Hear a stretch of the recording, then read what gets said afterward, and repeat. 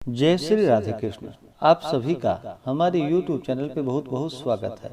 आइए जानते हैं वर्ष 2023 की निर्जला एकादशी व्रत के शुभ मुहूर्त के बारे में, पारण समय के बारे में, व्रत महत्व के बारे में। निर्जला एकादशी का व्रत, यह व्रत हर वर्ष ज्येष्ठ माह के शुक्ल पक्ष की एकादशी तिथि के दिन इस व्रत को धारण किया जाता है।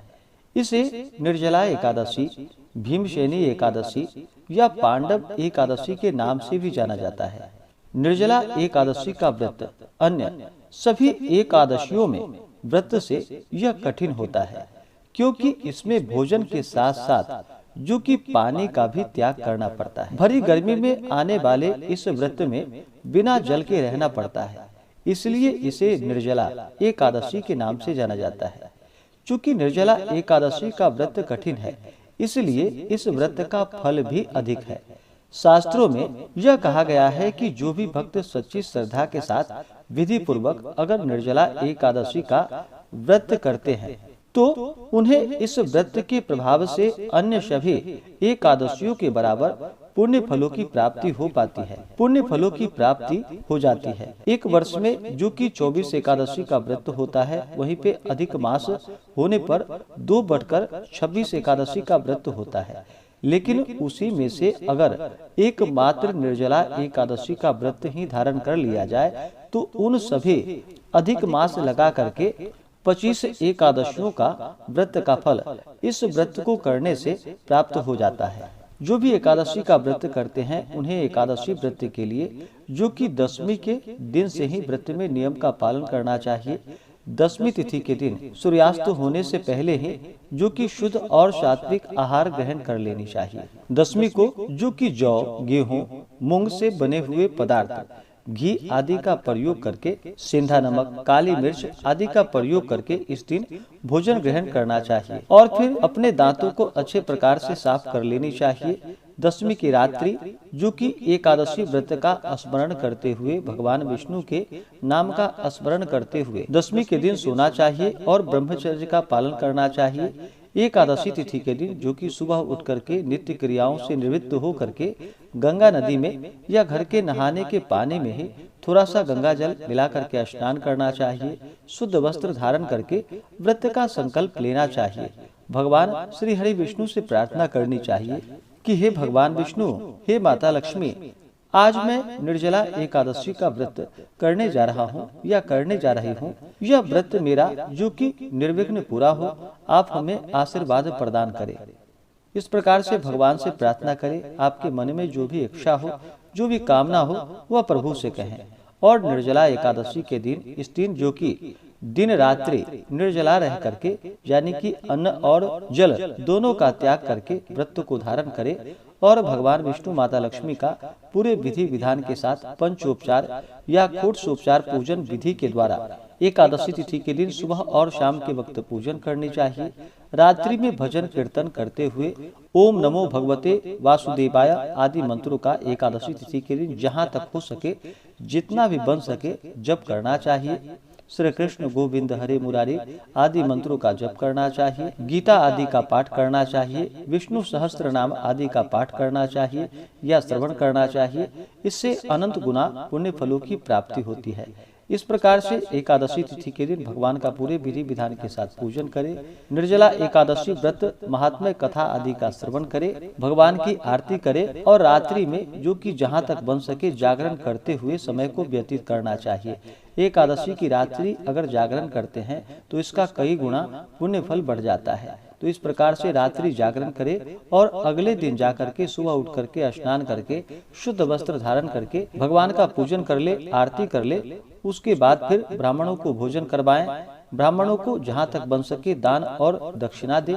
उसके बाद फिर समय के अनुसार व्रत का पारण करना चाहिए। इस प्रकार से व्रत को धारण करते हैं।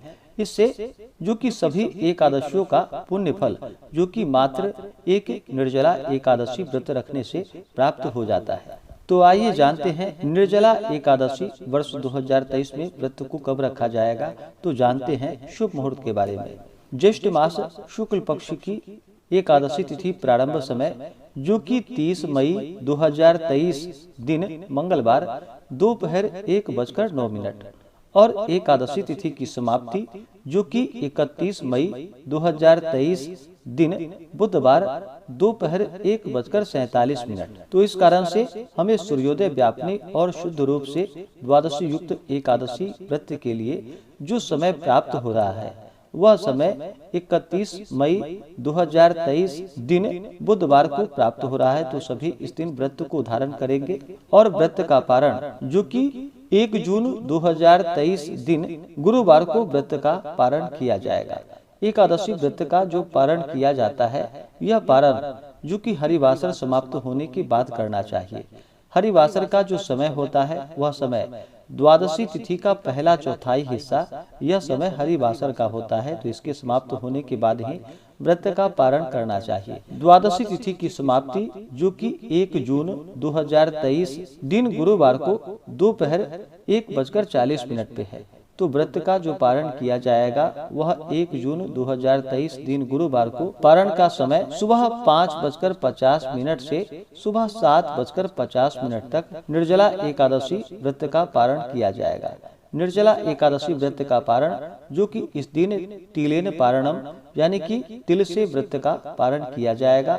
यह संभव ना हो पाए तो आप जल, तुलसी दल या फल से व्रत का पारण करें। निर्जला एकादशी के दिन सूर्योदय का जो समय होगा वह समय सुबह 11:35 और सूर्यास्त। निर्जला एकादशी के दिन सूर्योदय का समय जो कि सुबह 5:08 और सूर्यास्त शाम 6:43। नक्षत्र इस दिन एकादशी तिथि के दिन जो कि हस्त नक्षत्र सुबह 6 बजे तक, उसके बाद चित्रा नक्षत्र योग जो कि व्यतिपात योग होगा रात्रि 8:14 तक, उसके बाद वरियान योग होगा। 31 मई को राहु काल का जो समय होगा वह समय सुबह 11:55 से दोपहर 1:38 तक राहु काल का समय होगा। और 1 जून को राहु काल का समय जो कि दोपहर 1:38 से दोपहर 3:20 तक राहु काल का समय होगा। राहु काल समय के दौरान कोई भी शुभ कार्य, पूजन आदि का कार्य नहीं करना चाहिए। इस समय को छोड़ करके ही आप शुभ कार्यों को करें तो लाभकारी होगा। तो इस दिन भगवान विष्णु का पूरे विधि विधान के साथ पूजन करें। व्रत के दौरान जो कि किसी के ऊपर क्रोध नहीं करनी चाहिए, अपने मन में किसी के प्रति ईर्ष्या या द्वेष का भाव नहीं लाना चाहिए, ब्रह्मचर्य का पालन करना चाहिए, तामसिक वस्तुओं का प्रयोग बिल्कुल भी नहीं करना चाहिए। दशमी तिथि और एकादशी तिथि के दिन जो कि शुद्ध और सात्विकता का पालन करना चाहिए और पूर्ण श्रद्धा भक्ति भाव के साथ व्रत को धारण करके भगवान का पूजन करना चाहिए। इससे अनंत गुना पुण्य फलों की प्राप्ति होती है। तो आशा करता हूँ कि यह जानकारी आपको अच्छा लगा हो।